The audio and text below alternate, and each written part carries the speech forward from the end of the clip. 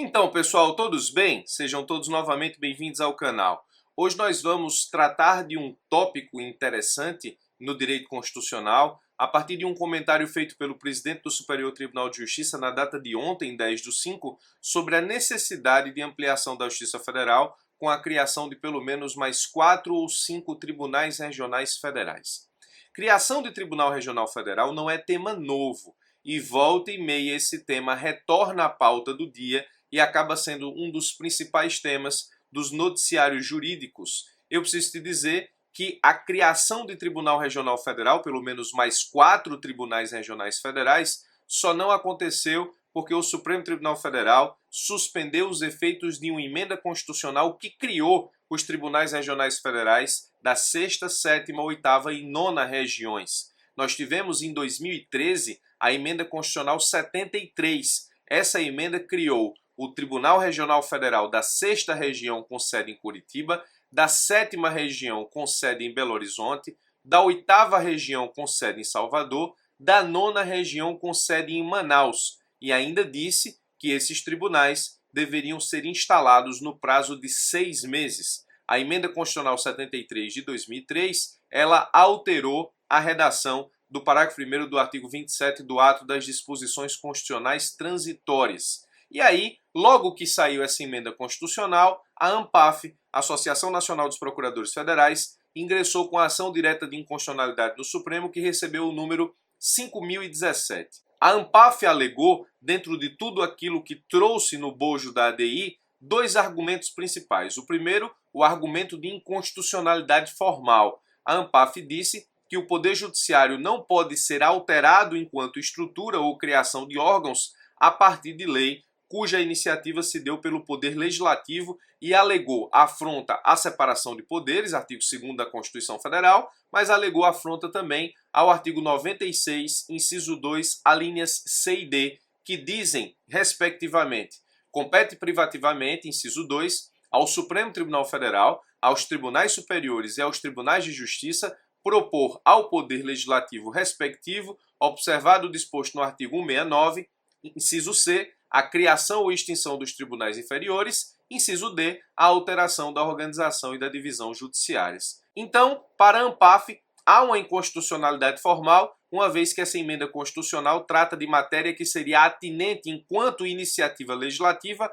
ao Poder Judiciário, que não pode ser feito pelo Poder Legislativo. Disse ainda a ANPAF que a criação de 4 tribunais regionais federais afronta inclusive as funções essenciais à justiça previstas na Constituição Federal, que teriam que se adequar em curto prazo ao acréscimo desse número de tribunais. Nós temos na ADI 2 posições extremamente interessantes. A posição da Advocacia Geral da União de um lado e a posição do Ministério Público Federal do outro. A Advocacia Geral da União entendeu por acompanhar a ANPAF na inconstitucionalidade formal, prevista justamente na afronta ao artigo 96, inciso 2, alíneas C e D, e disse ainda mais, no que diz respeito à afronta às funções essenciais da Justiça, a AGU diz, por fim, deve-se ter presente que a criação de 4 novos tribunais regionais federais constitui medida que acarretará inevitável impacto perante a advocacia pública e privada, a Defensoria Pública e o Ministério Público.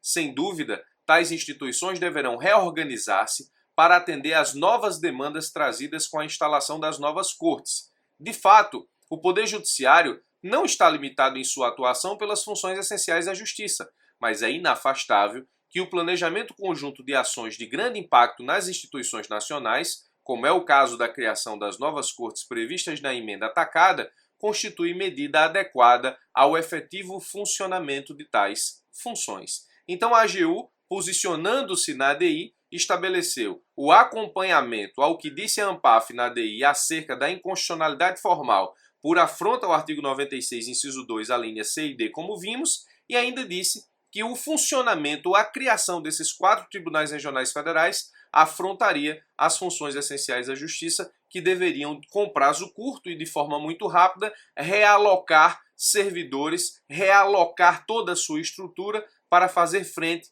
ao funcionamento de mais 4 tribunais regionais federais. De forma diametralmente oposta à posição da AGU, nós temos a posição do Ministério Público Federal. Primeiro, no que diz respeito ao artigo 96, inciso 2, a linha C e D, o MPF teve uma saída interessante. O MPF disse o seguinte, a restrição prevista no artigo 96, inciso 2, a linha C e D, de que o Poder Legislativo não pode, nesse caso, estabelecer leis sobre organização judiciária, sobre criação ou extinção dos tribunais inferiores, sobre alteração e divisão do Poder Judiciário, refere-se, nesse caso, a limitações apenas para leis ordinárias e complementares, não a emenda constitucional. O Ministério Público Federal disse que, por emenda constitucional, o artigo 96, inciso 2, a linha C e D, não impõe, nesse caso, restrição à criação de tribunais regionais federais. Se se desse por meio de lei ordinária, a iniciativa só poderia ser pelo Poder Judiciário. Se se desse por meio de lei complementar, a iniciativa só poderia ser pelo Poder Judiciário. Mas como se deu por emenda à Constituição, não. O artigo 96, inciso 2, a linha C e D, não limitam, nesse caso, a criação de tribunais com iniciativa do Poder Legislativo, se isso se fizer por meio de emenda à Constituição, que foi o caso.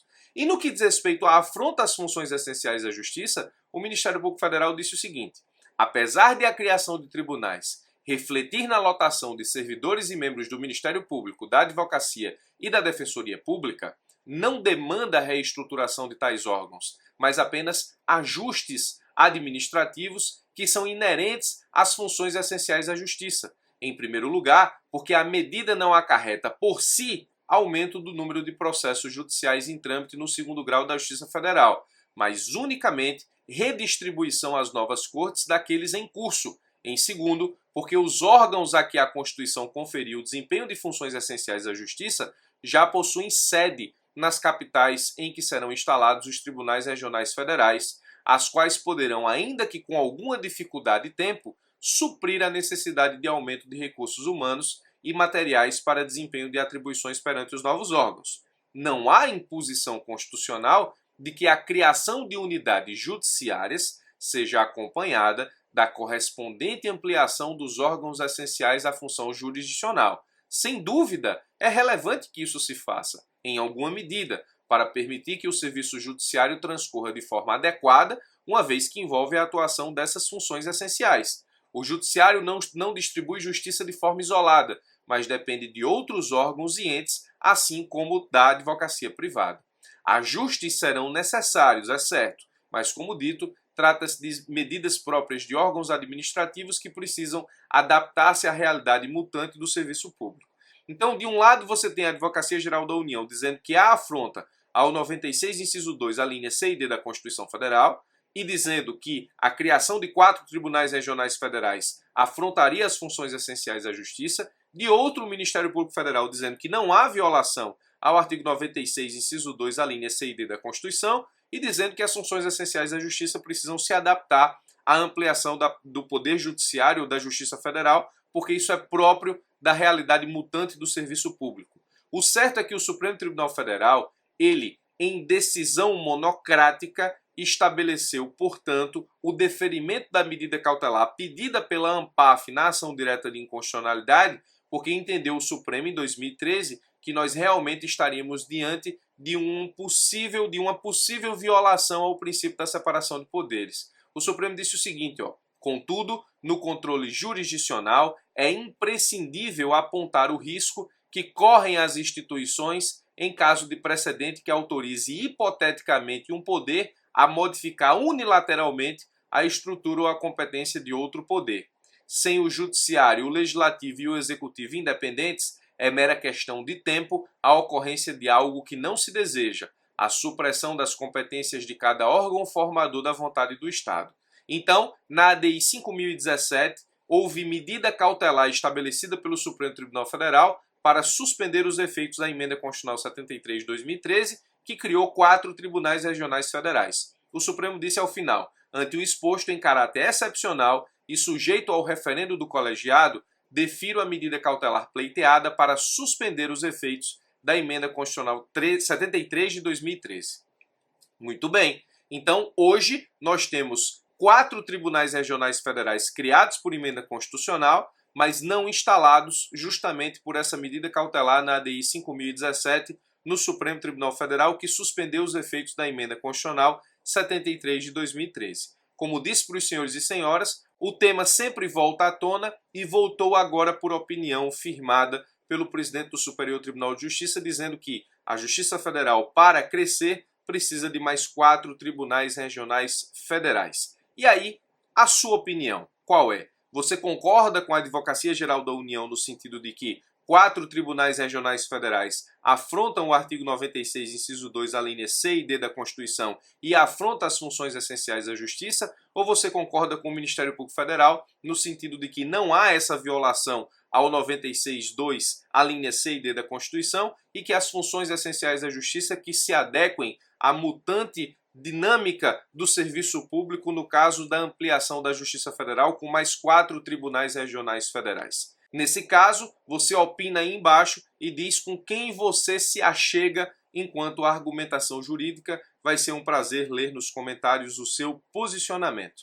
Eu sou o Birajara Casado. Se você quiser continuar recebendo vídeos como esse, se inscreve no canal, clica no sino que tem aqui embaixo. Todas as vezes que eu subir conteúdo novo, você vai ser notificado por e-mail e também pelo celular. Forte abraço e até os nossos próximos vídeos.